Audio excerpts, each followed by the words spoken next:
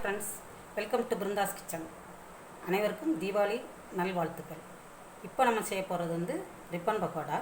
ரொம்ப ஈஸியான முறையில் ரிப்பன் பக்கோடா எப்படி செய்கிறதுங்கிறத நான் உங்களுக்கு இப்போ செஞ்சு காமிக்கிறேன்.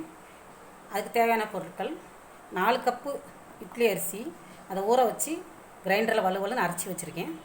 1 கப்பு பொரியடலை மாவை மிக்சியில் பவுடரை அரைச்சி வச்சுருக்கேன். 1 ஸ்பூன் மிளகாத்தூள், தேவையான அளவு உப்பு போட்டு அரைச்சி வச்சுருக்கோம். இப்போ எல்லாத்தையும் சேர்ந்து மிக்ஸ் பண்ண வேண்டியதான். மிளகாப்பொடியை போட்டிருக்கேன். பொரியல மாவையும் சேர்த்து நல்லா பிசைஞ்சு வச்சுக்கிடணும்.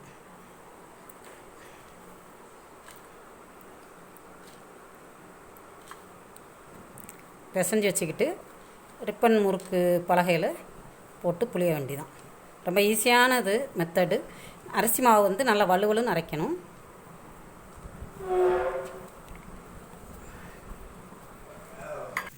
எல்லாத்தையும் சேர்த்து நல்லா வலுவலுன்னு இப்படி பிசைஞ்சு வச்சுட்டேன்.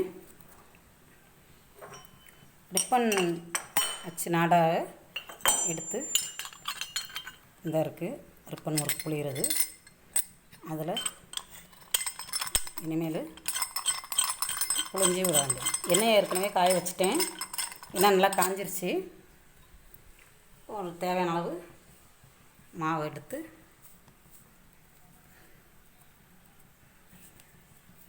இதில் வச்சு இப்போ புளிய பாருங்கள். புளிகிறேன் பாருங்கள்.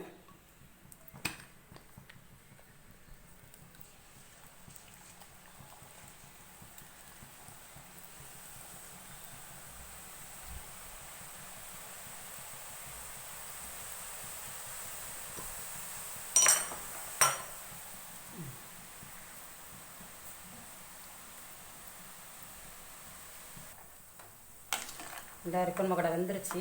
இந்த எடுத்துட்டேன். சுவையான ரிப்பன் பக்கோடா தயார். எல்லோரும் சாப்பிட்டு நல்லா என்ஜாய் பண்ணுங்கள். இதே மாதிரி செஞ்சு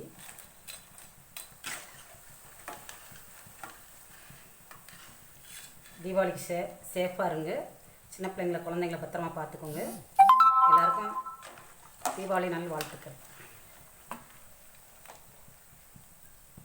அனைவருக்கும் இனிய தீபாவளி நல்வாழ்த்துக்கள். இதோ சுவையான ரிப்பன் பக்கோடா தயார். என்னோடய வீடியோ பிடிச்சிருந்ததுன்னா லைக் பண்ணுங்கள், ஷேர் பண்ணுங்கள்.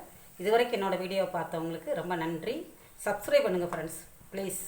தேங்க்யூ.